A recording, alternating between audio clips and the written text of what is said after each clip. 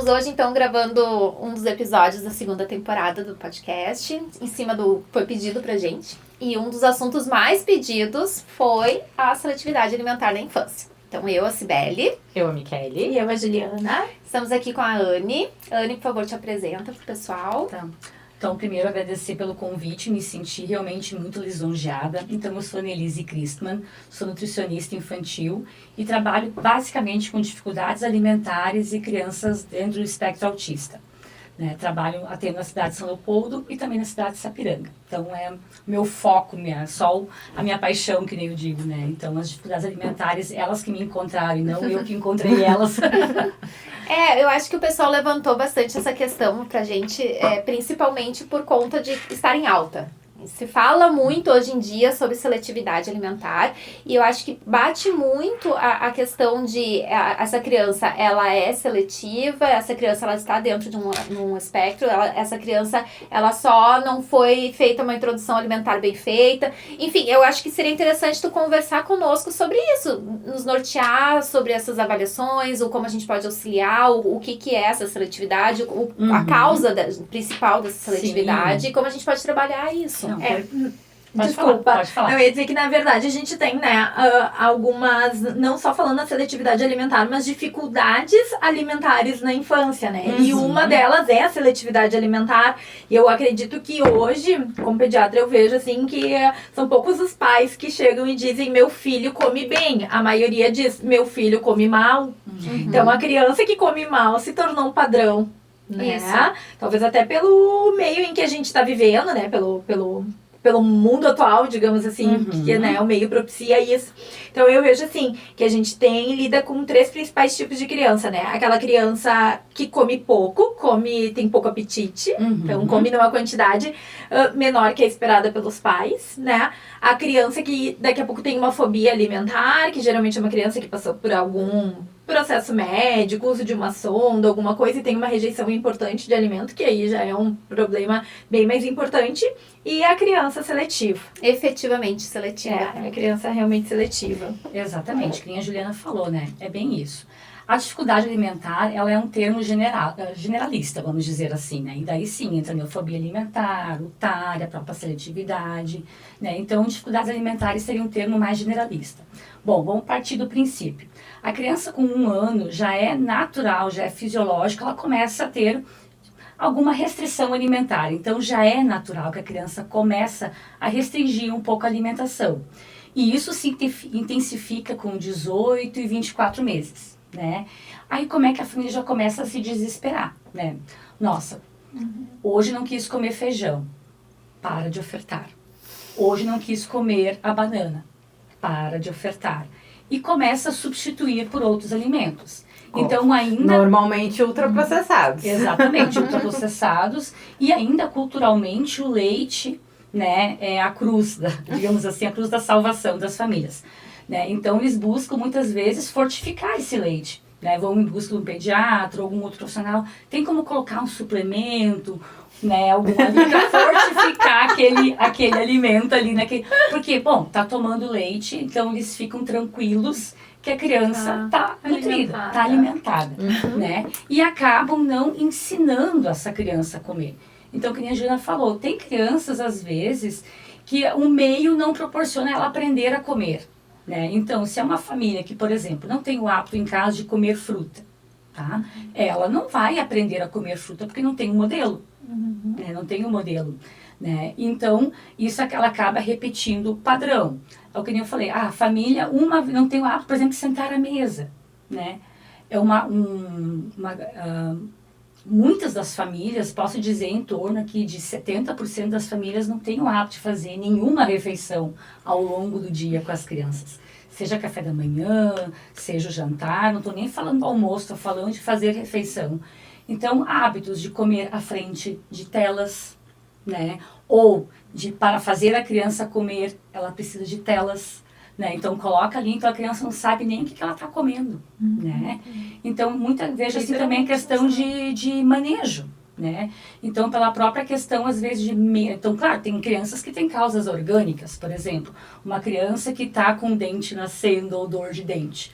obviamente ela vai comer do mesmo escolher jeito. alimentos mais macios. E a família acaba não mudando, não percebendo isso e mantém aquela textura da criança. Não, e Né? se desespera muito, né? Essa é uma coisa que eu vejo, às vezes, né, em casos de estomatites, não tá bom. Meu Deus, não tá comendo. Cara, como é que vai comer? Tá cheio de afta dentro da boca, fora da boca, por tudo quanto é canto. Não tem como. Aí sim, foca no leitinho, foca no geladinho, foca...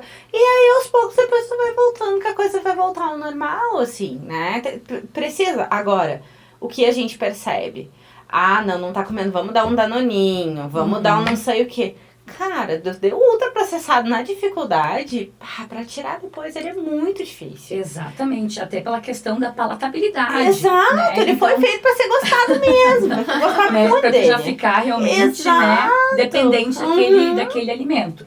Né? Então, que nem, por exemplo, o próprio o Danone, vamos pegar assim, os Petit Suisse. Né? A recomendação é para criança a partir de 4 anos.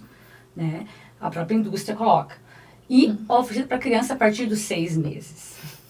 Né? Então já começa ali uma questão, tem muitas questões culturais ali. Mas enfim, né? E daí chegamos num outro ponto, né? Pegando ali o que o Miquel falou, a questão do ciclo da recusa. Que troço é isso? Então a criança teve ali uma gripe, enfim, um quadro viral bem grave, que precisou entrar com antibiótico. Então a gente já entende que a criança vai diminuir o apetite, vai diminuir a fome, né? Vai ficar mais enjoada para comer. A gente já fica, né? Por que a criança, então, às vezes, eu acho que também falta um pouco de bom senso dos pais, Noção. né? De não perceber que, poxa, se eu tô doente, né? E eu já não tô mais restrito para comer, a criança não pode também se sentir assim, né? Não somos nós que vamos controlar isso, né? Ela é uma pessoa e ela está indisposta. Se tu não come indisposto, porque ela vai comer? Exatamente. Tu não é confortável naquele momento para ela, não é? E daí acaba virando tipo um delivery de comidas, né? Daí faz um arroz, feijão, não come, faz uma sopa, não come, faz uma carne, não come. Aí vai para os industrializados, os ultraprocessados, daí a criança aceita.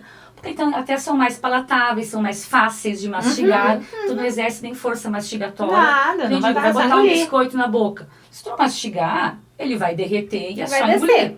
Né? Então tem muitas crianças que têm problemas de mastigação, que elas só fazem amassamento, não sabem mastigar. Né? Então, nossa, então quando tu começa a avaliar isso, realmente preocupa, né?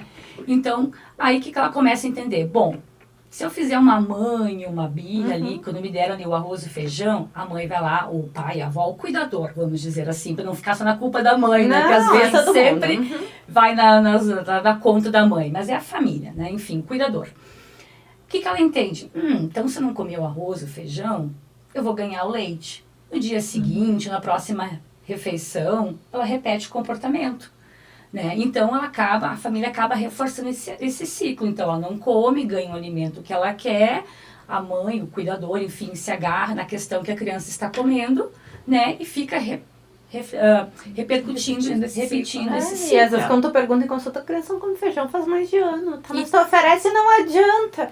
Exatamente. Tem, assim, uma visão bem equivocada, né, de uma recusa temporária ali da criança, pontual. Por exemplo, a criança ali, como tu falou, né, Anny, ali por volta de 1 ano e pouco, ela vai reduzir, né, o interesse pela comida, até porque ela tá conhecendo o mundo. E aí, bem mais ela interessante, tá Aprendendo a muito caminhar, interessante, é exato. muito mais legal do Então que vai fazer ter uma nada. recusa, né? E daqui a pouco uma seletividade. E eu sempre digo assim, é uma seletividade bem temporária. É aquela semana que não come feijão de jeito nenhum, mas a outra semana ama o feijão e voltou a comer. Tá? Não é permanente. E aí as pessoas veem essa recusa ali, que seria temporária, mais pontual, e param de oferecer aquele alimento, porque ele não gosta, e depois esse alimento daqui a pouco não vai ser oferecido mais. E outra coisa que acontece na introdução alimentar, eu sempre, quando começa ali os primeiros meses, eu sempre vou perguntando, o que foi inserido, né, de alimentos e tal. Sim. E aí é bem engraçado que falam assim, um exemplo qualquer, assim, não gosta de abacate. Mas às vezes foi ofertado abacate uma vez. Eu também não gosto muito de abacate, mas tu precisa de 10, né, ofertas ali daquele alimento de um modo diferente pra te poder realmente dizer, não gosta. E às vezes na primeira, na segunda vez já é parado de oferecer. E aí isso se torna, porque tu não substitui esse alimento, ou daqui a pouco tu não coloca esse alimento mais, ou outro alimento semelhante. E aí, sim, a gente vai deixar a criança mais seletiva, né? Eu brinco que a primeira vez que eu comi sushi eu detestei. Hoje em dia eu amo sushi. Então por que a criança, a primeira vez que ela comeu abacate, ela tem que amar? Pode ser que aquele Ainda dia ela mais não tava afim de comer abacate, entendeu? Exatamente. Mas daí daqui a 2, 3 dias, até que é interessante. Passou mais um tempo, desse jeito, esse preparo é bom. E assim vai indo também, né? Tentativa e erro, até que a gente consegue atingir o objetivo. E como é a nossa leitura enquanto pais, né? Então a criança comeu, fez uma cara feia, não quer dizer que ela não gostou. Foi a primeira sensação que ela tem, né? Então, um alimento que ela nunca teve uma experiência. Então, ela não sentiu a textura, não sentiu o sabor. Enfim, então, ela tá fazendo, que a gente fala, esse processamento dessa informação. E daí, tipo, nossa, fez cara de nojo, nunca mais vou oferecer porque não gostou. Não é que não gostou, ela está processando aquele alimento. Temperatura, sabor, textura, e daqui a pouco, é que nem digo, oferecer com outros alimentos. Não comeu abacate puro? Oferece com uma banana, um guacamole, por que não, né? Então, pode oferecer ali para a criança, né? Que nem digo assim, por isso que já se chama introdução alimentar, que até 1 ano, a maior quantidade de oferta de alimentos que a gente conseguir expor àquela criança. Claro, respeitando a questão do açúcar, né, do sal, né, dos industrializados, de não estar ofertando, mas oferecer a maior quantidade de gama de alimentos para que ela realmente aprenda de alguma forma a conhecer aqueles alimentos. Então, às vezes, que nem eu já atendi crianças que, por exemplo, de 10 anos, tá? Cortava ali, quantas sementes tem dentro de uma manga? Tipo, eu nem sabia como era uma manga, né? Ou tu vai cortar uma mamão. Eu acho que tem uma semente. Isso é muito assustador, né? Exatamente. Eles não conhecem Ou os crianças alimentos, às de vezes. 7 anos que nunca descascaram uma banana. Daí tu fica assim, olhando, será que é verdade? Sabe? Eu às vezes me pergunto, ou, né? Tá, mas como faz? A criança não sabe nem pegar. Então, as crianças hoje em dia, o que eu percebo? Falando na minha prática, falando no contexto geral. As famílias pouco deixam as crianças explorarem os alimentos, né?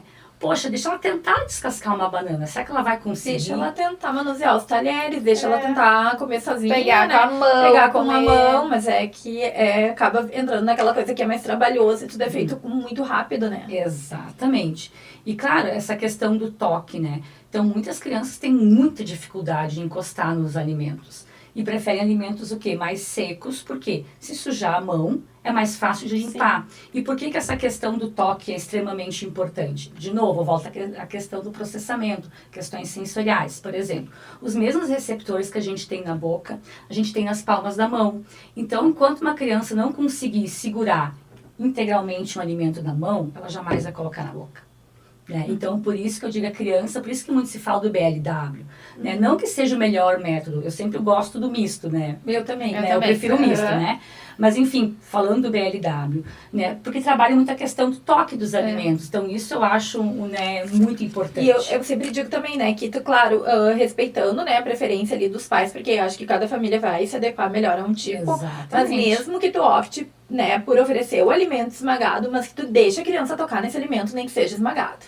Né? Isso é extremamente importante. E ela vê o preparo. Eu acho que isso também deve pesar, né? Porque eu lembro uma vez, adulta já, e uma amiga olhou assim, era uma plantação de alface. É assim que eu pego alface? E aí, só que muitas vezes eu falo mais rápido do que eu penso.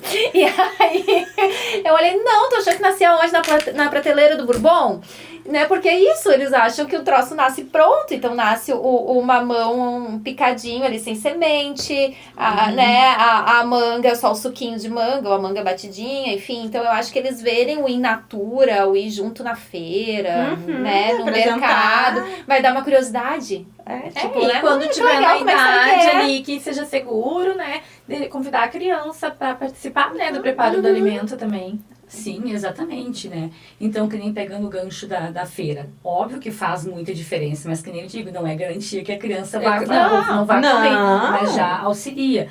Então, claro, né? Então, tem muitas crianças, por exemplo, que a família acha que ela é seletiva, mas na verdade ela come, quando tu vai fazer uma avaliação, ela come todos os grupos alimentares, né? Ela come todos os grupos alimentares, mas come em menor quantidade, enfim. Ou às vezes o que acontece é que ela passa o tempo inteiro comendo. Então, como ela passa o tempo inteiro comendo, obviamente que ela vai comer só um pinguinho, que nem eu digo. Então, ela não vai sentir fome.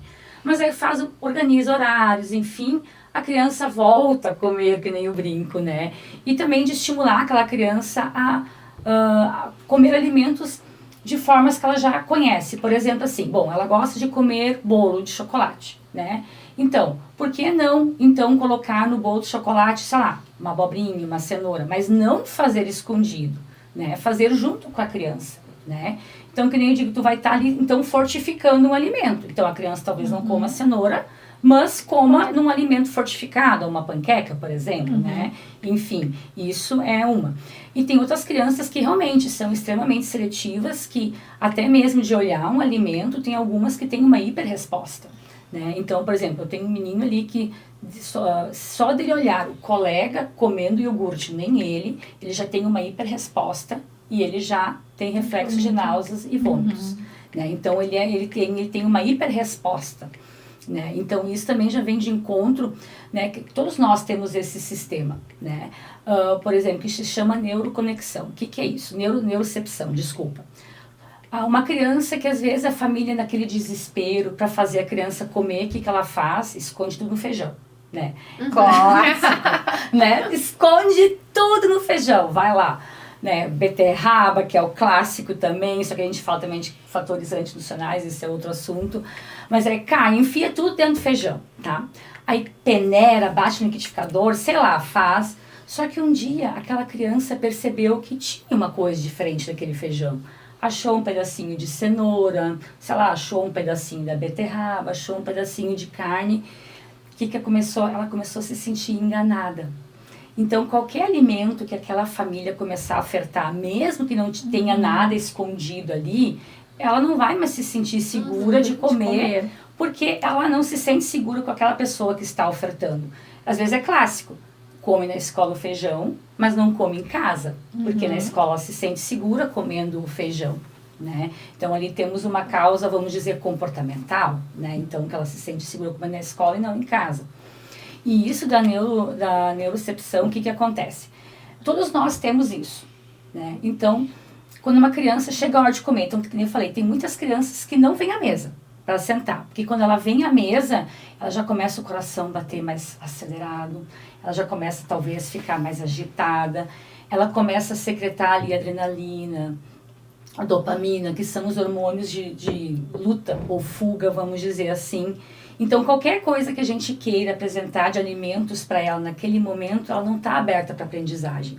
Ela está querendo sair daquela situação. Então, ela começa, estou com dor de cabeça, estou com dor de barriga, não estou com fome, quer sair da mesa. Por quê? Porque ela quer fugir daquela situação, né? Então, ela não está preparada para aquele momento para aprender a comer, né? Então, isso muitas vezes na terapia alimentar é trabalho com a criança, né? Então, de fazer com que aos poucos eu não gosto de falar essa palavra porque está muito em moda, né, de ressignificar, mas assim, dela ter um outro olhar diante daquele mesmo alimento que ela tem muito medo, sabe? Então ela começa a se tornar amiga daquele alimento. Não significa que ela precise comer aquele alimento, mas que ela olhe, né, com outros olhares, né? Então, isso é muito bonito de ver esse processo da criança começar a perder esse medo, né? E dessa neurocepção, o que eu digo? Assim, é muito uma coisa bem clássica. Por exemplo, se eu visse aqui, sei lá, daqui a pouco uma barata aqui em cima da mesa, imediatamente eu ia me arrepiar, sabe? Eu já ia ter uma resposta, então não é uma coisa que eu consigo controlar.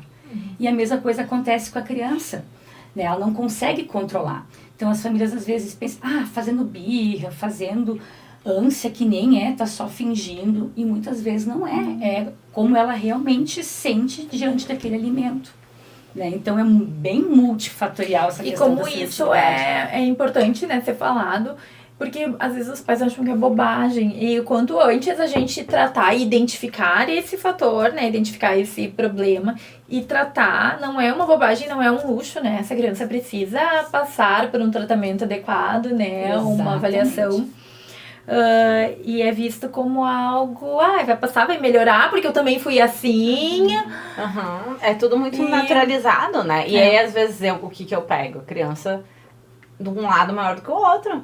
marcada dentária. Sim. Porque mastiga só de um só de um lado, não lado. mastiga do outro lado, E né? reflete lá no meu consultório Aí depois a uma criança preferência postural, que não, né, Exato. vai ficando um lado desenvolvido, o outro não. Então, Um dente que cresce, o outro não cresce. Um bruxismo, porque o dente cresceu mais de um lado, não cresceu tanto de outro. Então, assim, comer é super importante. Esses músculos precisam crescer, esses músculos precisam ficar fortes. É a academia do rosto, né, é comer. E aí tu pega uma criança que só come coisa empapada, basicamente. Só come coisinha que engole inteiro. Cara, não dá. Ai, eu tenho medo de engasgo. Eu já recebi paciente que não comia brócolis por medo de engasgo, mas a bala os pais partiam no meio. Gente, não dá. É uma introdução tem alimentar bem feita, adequada, vai impactar muito, né? Tanto a amamentação é importante para a introdução alimentar adequada e a introdução alimentar vai ser adequada para toda a alimentação lá no futuro, né? Para desenvolvimento facial, desenvolvimento de coluna, né? Ponto de ânsia e também a questão de base de exames, né? Base nutricional. Essas deficiências, né, de nutrientes podem impactar, né, no crescimento da criança, né? Desenvolvimento de peso, de altura, anemia. Cognitiva. Cognitivo entra muito e até esse experimentar com as mãos a gente entra inclusive nessa questão cognitiva, né, de desenvolvimento bilateral de cérebro, comunicação entre os hemisférios e aí outra coisa que às vezes me incomoda é, beleza, eu acho que sim, né, a gente tem muita criança seletiva hoje, mas também não necessariamente a criança ela precisa comer tudo, né? Exato. Entra essa questão que tu falou, essa questão que tu falou, Anny, ali de quando tu vai ver, né, a questão da criança seletiva, às vezes ela não é uma criança seletiva, porque ela come todos os grupos alimentares, e se eu falo, às vezes, tá, mas tu tá comendo todos os grupos alimentares, só que dentro dos grupos alimentares tem suas preferências. Eu também tenho, eu como todos os grupos alimentares, mas tem coisas ali nos grupos alimentares que eu não como, de jeito nenhum. Não gosta, né? Eu não gosto. Tá Tudo bem, mas eu como os outros. Então não é uma criança seletiva de fato. É uma criança com algumas preferências, assim. Como todos, eu acho que é muito difícil uma pessoa gostar de absolutamente todas as comidas, né? É muito difícil, né? Mesmo quem trabalha com a nutrição, que eu brinco também, a gente não precisamos comer de tudo, né? E a família, às vezes, se apega nisso. Ah, não come feijão, mas aí tu vai ver, come lentilha, come outras proteínas, enfim, né? Então, claro, a gente precisa garantir o aporte nutricional. E eu sempre digo, por que às vezes a criança prefere alguns alimentos? É questão de textura, por exemplo, deficiência nutricional, ou daqui a pouco ela está com uma questão de disbiose, uma questão intestinal. Né? Então, às vezes, é uma criança que está com o intestino muito ruim Uma criança constipada, por exemplo, não vai comer direito. Ou até mesmo uma criança que tem excesso de produção de gases devido à flora intestinal, enfim. Então, quando tu faz uma modulação, uma reparação intestinal adequada, uma modulação adequada, ela volta a comer aqueles alimentos que antes ela tinha desconforto, que, obviamente, se eu comer um feijão e eu sentir desconforto, eu vou querer comer aquele feijão de novo? Obviamente que não, né? Então, a gente faz esse registro. A mesma coisa a criança. Então, ela deixa de comer alguns alimentos, não é porque ela não quer, ela pode estar com algum desconforto. Da mesma forma que deficiências nutricionais também nos fazem fazer escolhas alimentares. Uma deficiência de zinco, por exemplo, muda muito a questão da palatabilidade, né? Então, os alimentos, zinco muito baixo, então tu sente os alimentos com gosto mais metálico, né? Então, isso vai impactar muito na tua aceitação alimentar. E aí tu vai ver, né, Anny, às vezes, a importância também desses exames de rotina, porque eu sempre peço exames de rotina sempre com 1 ano, às vezes um pouco antes, se depender, mas eu sempre vou pedir com 1 ano, sim, né? Às vezes, aconteceu alguma coisa ali com a criança que estava doente, eu atraso um pouquinho pra não coletar, né, justamente quando ficou, até porque vai me interferir, né? Sim, vai dar os falsos resultados. Exato. Mas às vezes eu pego pacientes assim que não eram meus antes e acabo vindo com 4, 5, 6 anos que nunca coletou exames de rotina. Verdade. E a gente tem que falar, né? Eu sou contra, assim, fazer reposição lá louca e repondo tudo. Não acho que é assim, que a gente precisa hipersuplementar. Mas as coisas, assim, mais importantes, a gente precisa ver como é que tá, né? E aí suplementar de acordo com essas deficiências, porque vai impactar. Muito. Às vezes é só pedido ferro, né? Nem ferritina. É ferro, ferro. Tá. Né? Aí, e só e todo o Exato. resto não, né? Um zinco que é importante pedir, Sim. uma vitamina B12, vitamina D, Vitamina D, enfim. enfim. E tem gente que pede mais, né? Que pede Sim. exames, assim, que absurdos, que não sabe nem pra que mas serve. o básico- E daí mas daí o detalhe principal é que assim, perdi o da ultrassom e agora? Não, o que com isso? E alguns impactam, por exemplo, uma B12 vai impactar em toda a questão articular dessa criança, em desconfortos articulares, dor do crescimento, enfim, e às vezes é uma vitamina, uma alimentação que não está sendo bem feita, né, falta de proteína, tudo mais, isso impacta no desenvolvimento da coluna postural, então tu não te dá conta, mas a alimentação ela é a base, se ela é a base desde lá, quando a gente está grávida, a gente tem que se alimentar direito para o feto se formar corretamente, depois na amamentação, e aí vai indo. Então, e é isso que a gente está construindo agora, nesses primeiros anos dessa criança, provavelmente lá no futuro ela vai ser um adulto que vai aceitar melhor todos os grupos de alimentos também. Então, a gente está construindo essa saúde, investindo nessa saúde, desde lá de baixo até quando ela for adulto. E essa questão, né, também do que é esperado para determinadas idades, né? Porque a gente vai entrar naquela fase pré-escolar ali, dos 2 aos 6 anos, por exemplo, e que a gente vai conseguir sedimentar, né, mais essas escolhas alimentares, esses hábitos alimentares saudáveis, que vão influenciar daí em todo o restante da vida. E às vezes é ali que entra também essa questão da oferta do doce, porque muitos pais controlam até os 2 anos, que é o indicado, e depois libera tudo. Libera tudo. Ai, eu consegui segurar até os 2, mas depois não deu Agora, mais. Daí libera Mas, geral. poxa, justamente, né? Aí que tu precisava. Aí não, até os 2 anos sim, mas depois também, porque ali tu tá sedimentando, né? Tu tá fortalecendo aqueles hábitos alimentares pra adiante. 1 ano e meio trabalhando em introdução alimentar Sim. e cuidando pra dos 2 anos tu estragar tudo. Né? Então, assim, não é pra abrir as porteiras da doceria e deixar fazer o que quer, né? Eventualmente, devagarinho, não gostou, não insiste, deixa quieto, Não não precisa tem porquê. ofertar, né? Vai chegar um momento que Eles vai. vão gostar, doce é palatável, eles vão curtir, não tem porquê a gente ficar insistindo e querendo que eles gostem, não faz sentido. E na escola vai ficar mais difícil, porque por mais que tu tenha Tem alimentação os pares, né? controlada do teu filho, ele tem os colegas. Sim, e nem os sempre pares, as né? famílias vão ter este mesmo controle de mandar uma lancheira saudável, de mandar uma fruta, né? E aí eles vão trocar os lanches, eles trocam, eles dão pra experimentar. Então, se teu filho tem uma base boa, ele pode até experimentar o lanche do coleguinha, que não é tão saudável, mas ele vai pegar uma provinha, ele não vai comer só aquele lanche do coleguinha, não vai deixar a fruta dele, né, ir fora. Então, não adianta liberar geral. Ou pelo assim. menos tu instruir, né? De que daqui a pouco comendo muito daquilo vai fazer mal. Eu tenho uma amiga que ela e o irmão contam que quando eles eram pequenos, eles são um pouquinho mais velhos que eu, e eles contam que tinha uma coleguinha de escola que ia na casa deles quando era pequena e que ela se entupia comendo salsicha, porque diz que os pais eram muito restritivos e que ela não podia comer nada. Então ela ia lá e ela se esbanjava, assim.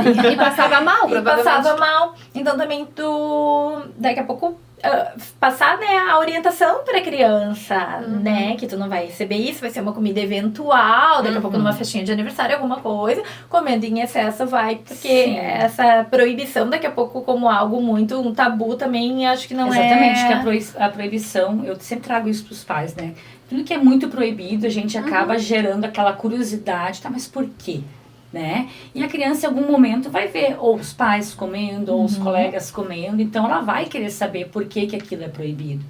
E quando ela colocar na boca, ela perceber que é gostoso, talvez o paladar dela, ela não vai deixar de comer porque ela foi proibida. Eu sempre brinco, né? Algum industrializado, os pais obrigam a comer. Se tu não comer todo esse fandango, tu não vai sair da mesa. Até hoje eu nunca ouvi nenhum pai falar isso. Mas, o que os pais fazem, então, a questão da barganha? Se tu limpar o prato, depois tu ganha o picolé, né? Se tu comer o brócolis, depois a gente vai pra pracinha. E também qual é a necessidade de limpar o prato, né? Sim, aí isso que eu também trago pros também. pais. Eu Não vai pergunto, saber o limite, tu né? tem todo dia a mesma fome? Daí eles me olham, não. Tá, e por que o teu filho todo dia tem que ter a mesma fome? Né? Então ficam ali, né, insistindo na questão do rapar o prato. Eu tinha uma mãe que o menino não tinha nem 3 anos, ela pesava todo dia almoço, ele ficava 1 hora comendo e ele tinha que todo dia comer 250 gramas de comida. Era um PF, literalmente. Que para uma criança... Gente, ele já era miudinho, não tinha nem 10 quilos, né? Enfim, tipo, eu ouvindo aquela mãe já dando uma angústia, enfim, sabe? Então, Pensa o sofrimento pra criança também. Na hora da né? comida, a criança começava a ter um Então, suador. eu digo, já começava a ficar um momento de terror em vez de prazer, né? Então, enfim. Então, respeitar isso. É que nem eu sempre digo assim, a criança, ela compreende muita coisa. Compreende tudo, na verdade. Então, se tu explicar para ela, olha, a gente precisa comer alguns grupos alimentares. Então, hoje vai ter arroz, feijão, sei lá, batata assada, frango, brócolis e tomate, né? O que é a orientação? O ideal é que a criança receba, pelo menos, então, que ela não come um pouquinho no prato. Ela não come brócolis, não precisa botar um buquezinho grande. Inteiro de brócolis. Pega só uma florzinha pequenininha, coloca ali no prato. Para quê? Para que ela consiga, pelo menos, visualizar, sentir o cheiro, observar o pai, a mãe, ou com quem ela esteja comendo. Se ela se atrever a tocar, ok. Eu digo, talvez se ela quiser provar e ela conseguir comer aquele pedacinho, ela vai se sentir muito mais importante comendo aquele pedacinho do que comer a cabeça do brócolis inteiro. Não, e também a gente continuar comendo, deixar em cima da mesa. Lá em casa passando pela fase que não comia brócolis de jeito, maneira ou circunstância. Tá bom. Fazia brócolis, deixava ali. Um belo dia ela roubou, a minha gosta de comer pelo caule o brócolis. Ela começou, daqui a pouco ela comeu quase todo o brócolis sozinha. Sim. Porque ela se sentiu segura. Porque tava ali, eles estão comendo. E o principal é isso. Eles estão comendo. Não adianta o prato da criança ser lindo, maravilhoso e o teu tá todo amarelo. Então a gente tem. Não, tu continua. Ela amava tomate, depois passando sua fase de não querer tomate de jeito nenhum. Beleza, o tomatinho continua indo ali, ó. Quer tomate? Não, tá, tudo bem. Tá. Um belo dia pediu de novo e começou a comer enlouquecidamente de novo. E que agora tem que até dar uma controlada, senão ela come tomate demais. Então, se largar um potinho de tomate cereja, vai embora. Então, tu precisa jogar. Agora, se o dia que ela não quisesse brócolis, eu tivesse dado uma bolachinha, um sorvete, um negócio assim, porque ela não comeu o brócolis que eu ofereci pra ela, talvez ela não voltasse a comer brócolis. Exatamente. Vai. Não, desculpa. Eu ia dizer, e como é que é mais ou menos essa questão da terapia alimentar? Porque sempre quando eu digo, precisamos procurar, né? Eu sempre digo, gente, eu não preciso de uma nutri, tá? Que vá lá e te passa uma dieta pra te fazer em casa. Porque eu não acho que isso vai funcionar com uma criança. Fosse, né? Nem pra um adulto não funciona. Exatamente. Então eu digo, nem pra um adulto funciona, por que pra criança vai funcionar? Eu não preciso que ela diga o que a gente precisa comer, que isso a gente já sabe. Eu preciso que ela ajude a gente a voltar a comer. Exatamente. Então eu digo, eu preciso de alguém que faça uma terapia alimentar, que vai ensinar a criança a reaprender a comer, tá? E aí eu digo, e não é algo que vai ser rápido. E nem uma coisa de um encontro no mês, porque não vai funcionar. São encontros que precisam ser feitos toda semana, às vezes daqui a pouco mais de uma vez na semana, me corrige, né? Mas, e aí se cria uma expectativa, porque daí a pessoa já pensa, meu Deus, mas eu não tenho tempo pra ir lá toda semana e coisa. Eu vejo porque eu te encaminho muito paciente. Acredito que nem todos que têm uma procura pequena, às vezes, para todos que eu encaminho. E aí, que realmente é bastante, porque é uma queixa, como eu disse, né? É bem normal, a gente muito normal, constante. meu filho come mal. E aí eu queria que falasse, sim, um pouquinho como é que é essa questão do tratamento e da expectativa que as pessoas têm. Porque também as coisas, eu acredito que não são o tratamento, a melhora não é progressiva nem linear, né? Vai ter altos e baixos. E às vezes vai ser uma coisa longa, né? Um ritmo lento. Exatamente. É que eu digo, é totalmente individualizado, né? Então, primeiro, sempre gosto de conversar apenas com a família. Porque a criança estando junto, pensa, geralmente o meu atendimento dura 1h30, 2 horas. Aí pensa a criança o tempo inteiro. Porque não comia isso, que não sei o quê, quando era pequeno comia. Já vai entrando na cabeça, né? E a gente acaba reforçando o comportamento. Então, eu gosto de fazer só com a família. E justamente explico, então faça uma avaliação para ver se tem questões nutricionais em primeiro lugar, questões de manejo parental, sensoriais. Então, eu sempre brinco, a minha galeria de celular é assim, foto de criança e foto de fezes, porque eu peço também, né, para ver a saúde intestinal, solicito exames, então cada criança vai ter um manejo. Para algumas famílias, percebo que é só manejo parental, então não tem a necessidade de fazer a terapia alimentar, que eu vejo que é mais a questão ambiente, né, então não tem a necessidade, então a gente tenta primeiro fazer o manejo parental, para depois fazer a terapia alimentar. Aí sim, a terapia alimentar é com a criança. Então vamos dizer, a família deseja muito que aquela criança comece a comer, sei lá, verdura, cenouras, tá? Então Então a gente começa a trabalhar ali com a cenoura, né? Então eu sempre faço uma analogia, eu mostro para as famílias que é como se fosse uma escadinha, na escada do comer, né? Então, para a criança aprender a comer, ou um adulto que seja, para a gente comer, a gente precisa ter 32 habilidades desenvolvidas. Então, não é só não come ou come. A gente tem que ter 32 habilidades desenvolvidas. Então, por exemplo, uma criança que talvez, se eu colocar na mesa uma cenoura crua, ela não entra na minha sala, será que ela vai comer aquela cenoura? Né? Então, eu preciso, de novo, ressignificar muito esse alimento com a criança. Né? Então, que nem, por exemplo, o primeiro degrau, o que que é? É eu interagir com aquela cenoura. Então, a cenoura está aqui, sei lá, a gente pode pegar um ursinho, jogar por cima da cenoura, um chapéu, vamos esconder aquela cenoura, sem ela tocar nada, só interagir com aquela cenoura. A gente correr ao redor da cenoura, né? Sei lá, fazer alguma coisa com aquela cenoura. Ok, né? Interagir com a cenoura. O próximo etapa, então, é cheirar aquela cenoura. Né? Enfim, então cheirar a cenoura com casca, sem casca, né? Tudo mais, todas as formas. Eu sempre digo, a etapa mais bonita, aliás, eu esqueci de falar o tolerar, né? O interagir, que seria o segundo passo, o tolerar, que seria o primeiro. Mas a etapa mais visível, que eu digo na criança, a gente chega na etapa do tocar, né? Que seria lá o quarto passo, a gente já estaria lá no 24, né? Nas habilidades. Pega ali pra tia Anne a cenoura. Então ela pega assim na ponta dos dedos e assim te alcança, né? Nojo.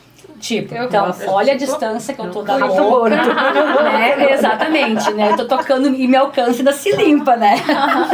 Por quê? Porque eu não estou pronta para receber aquele alimento na boca, né? Então, a gente trabalha muito a questão do toque, até que ela consiga tocar com a mão, né? A gente vai aproximando do corpo, do rosto, né? Enfim, ela vai tolerando até que a gente chega finalmente na etapa do provar.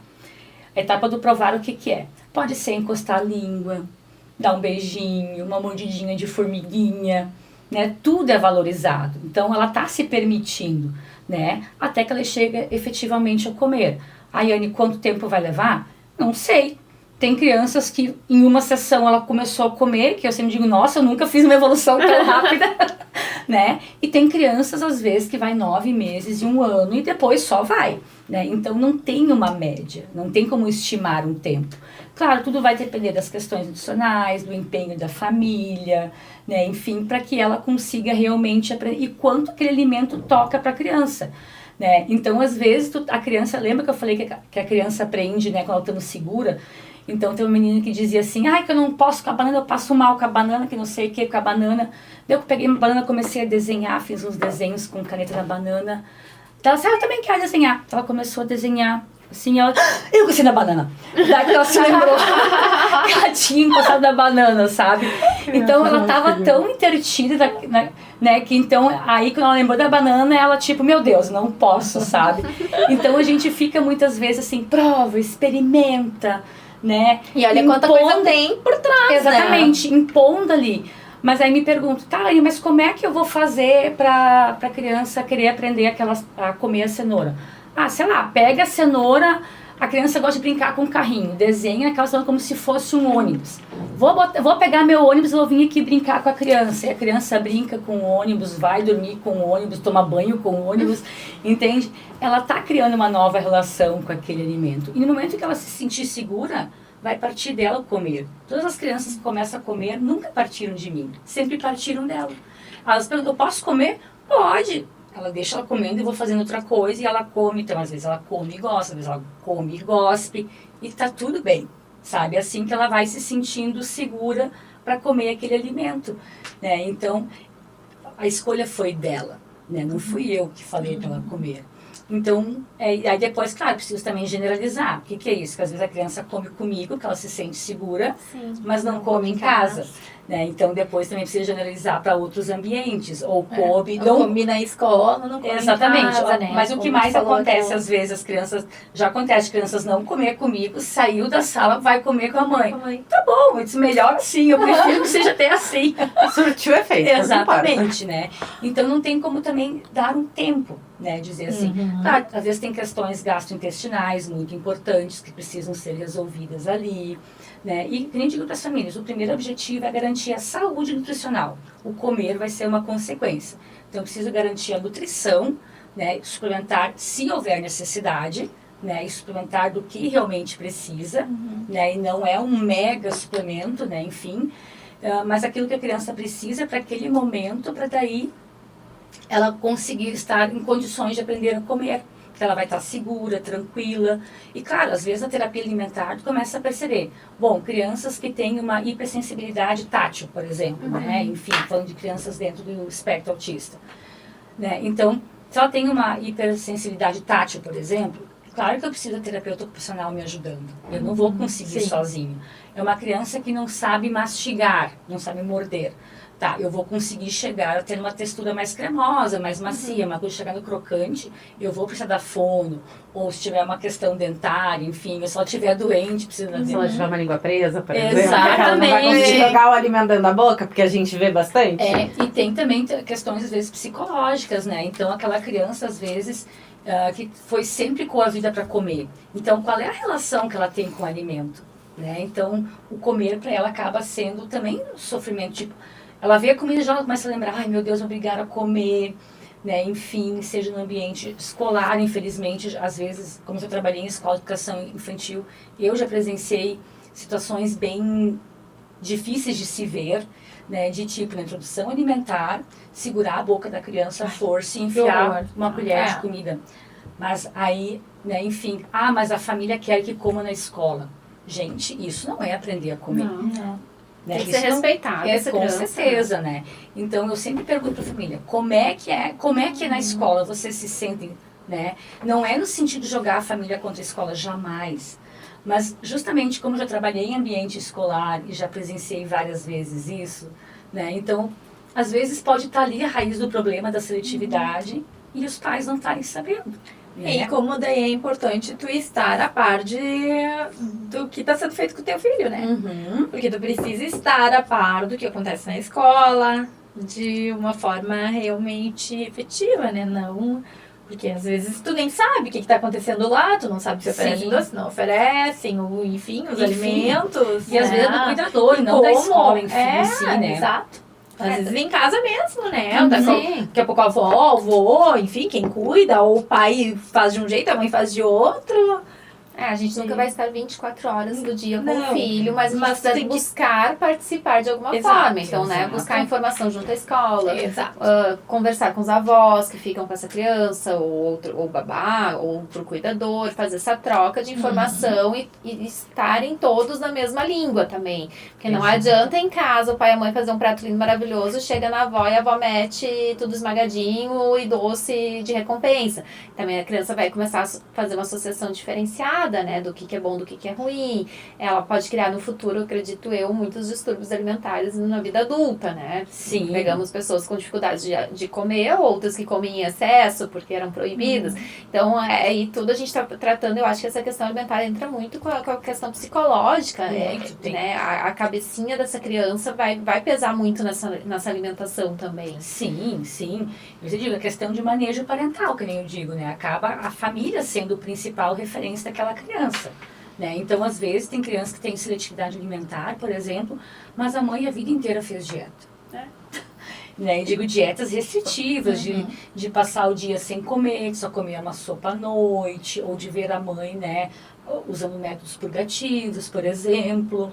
Né? Então a criança acaba, às vezes, também repetindo o modelo. E a família, às vezes, isso, né? Não come também, porque... Exatamente. Ou cada um come num horário. A mãe come às 7, o pai às 8, a criança, quando chega da escola, enfim, não tem uma rotina. Não senta todo mundo pra comer. Exatamente. Pelo menos uma vez por dia ali pra fazer. Porque realmente vai ser poucas famílias que vão ter o tempo de fazer café da manhã, almoço e janta juntos. Mas Então nem vamos eu digo, humanizar. não, vamos... Mas pelo menos uma vez. Uma refeição. Né? Dá o exemplo, final de semana, tentar aumentar isto. E pelo menos um dos adultos estar com a criança na refeição também, porque deixar a criança sozinha comendo não funciona, né? Tu tá fazendo uma coisa e a criança tá comendo, tu pode, de repente, não estar jantando com ela naquele momento, mas tu senta junto, belisca com a comida dela um pouquinho pra mostrar que tu gosta daquilo ali também, que tu também come aquilo ali. Sim, É bom pra ti também, né? Porque o comer é social. Exato.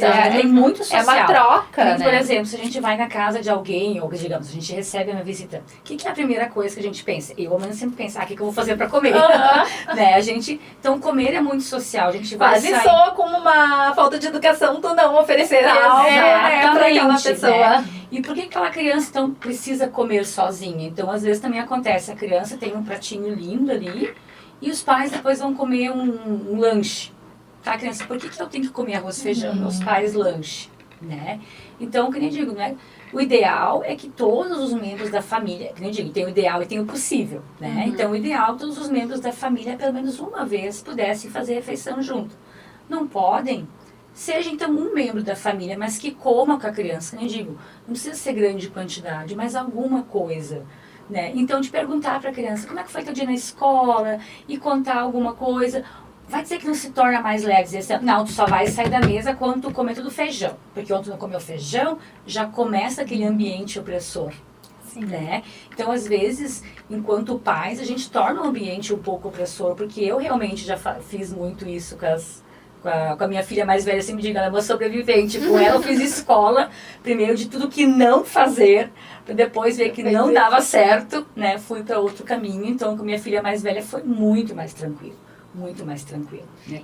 E para ver como também, às vezes, a gente erra nessa introdução alimentar, mas depois a gente consegue voltar para prazos, passinhos e consertar muita coisa. Porque é isso que tu faz ali, né? Nesse trabalho de terapia alimentar. Então a gente consegue consertar muita coisa. Claro que seria muito mais fácil se não precisasse consertar. Sim, mas dá também tempo. Então não desacredita da capacidade dessa criança É que nem em comer. dieta, né? Não é porque tu pisou, Na botou o pé bola, na jaca lá no é. início, comeu um chocolate, que tu vai comprometer todo o resto do teu dia, né? Comendo exatamente. tudo. Não, Então, e acredita no teu filho, assim, que ele tem a capacidade de aprender a comer de novo, mesmo que ele já esteja com 8, 9, 10 anos, né? A gente consegue. A gente aprende, que a gente falaste, né? A primeira vez que tu comeu sushi, qual foi a tua experiência? Não gostei, hoje em dia eu amo, né? Então. E aí foi por uma insistência, né? Uma persistência, tentativas. Então a gente pode acreditar que essa criança consiga, e caso ela não esteja conseguindo, com o nosso auxílio, a gente tem também profissionais como tu para fazer esse trabalho conjunto. E eu acho que o principal é o fato, assim, de tu diagnosticar qual efetivamente é o problema. A gente em casa vai achar só que a criança está sendo seletiva, mas às vezes não é a seletividade é a questão. Sim, às vezes pode ser multicausas, muitas vezes, né? E que nem digo para as famílias que nem falaram antes, né? Eu fui seletivo, agora depois de grande eu aprendi a comer. Tá, mas me conta, foi tranquilo? Quando eu ia pra excursão, eu não tinha que comer, ou que não sei o que. Por que o teu filho ou tua filha precisa passar pela mesma situação? É vingança? Né? Não sei.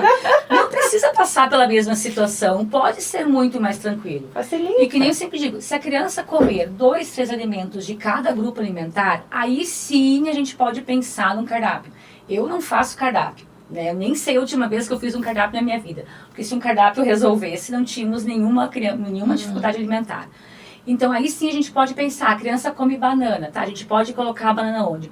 Num cookies, num bolo, numa panqueca, num sorvete, num pão, sei lá, chips de banana. Então, a gente consegue diversificar. Né? Então, o desafio sempre é introduzir ali os alimentos e, de novo, garantir a saúde daquela criança. E só pegando um gancho também, muitas famílias às vezes ficam apegadas que os abridores de apetite vão resolver o problema. Ai, bom. Né? É que nem eu brinco, os abridores de apetite, né? Enfim, o que eles fazem? Na verdade, a gente tem uma região ali no hipotálamo que é onde fica a questão da fome e da saciedade, né? Então, os abridores de apetite, o que eles fazem? Sabe aqueles memes que falam assim, eu tomei biotônico que funciona até hoje? É exatamente isso. Que está até hoje funcionando, porque o botão da saciedade não é mais desligado, né? Então, a criança começa a comer mais, come mais os alimentos que ela come. Que ela já comia. Então, se ela comia Tá comendo arroz e coisas fandangos, novas. ela vai comer mais arroz e mais fandangos. Não vai ampliar o resolver. repertório alimentar. Né? Então, é só tapar o sol com a peneira, que nem eu digo, não acaba não Tem resolvendo. nenhuma resolve o evidência, problema. né, de benefício nesse uso. E Exatamente. como pedem, né? Nossa, Muito. porque, que nem digo, de novo, cultural. Antigamente se usava isso, né? Que nem digo, eu tomei também, faz efeito até hoje. Eu também. Muito. Né? Enfim, mas eu acho que, enfim, é muito cultural. E a gente acaba repetindo padrões, né? Acho que a gente, de talvez a comportamento. próxima geração já vai conseguir ter uma Nem vão melhora poder disso ser aí, né? biotônico. E Espero. como tem coisa por trás disso, né? Como seria mais simples se fosse só prescrever realmente O abridor de um abridor de apetite. Seria fácil. Nada é fácil, né? Na verdade, a lição que fica a gente está construindo tijolinho por tijolinho da forma mais difícil, porque ofertar alimentos in natura é muito mais difícil do que abrir um pacote de fandangos e mandá-lo para a escola. Então, a gente precisa fazer essa construção em conjunto com os profissionais que o cercam, com os profissionais que cuidam dessa criança. Então, tu tem que cuidar quem tu vai escolher para acompanhar o teu filho no dia a dia, a escola, o pediatra, a dentista. Sim. Né? Pra gente ter essa base bem forte pra gente construir o futuro dela juntos, né? Investindo em saúde desde o primeiro momento. Anne, muito obrigada pela tua participação. Não sei se tu quer colocar mais alguma coisa que veio assim na mente. De novo, agradecer pelo convite, né? Minha estreia em podcast.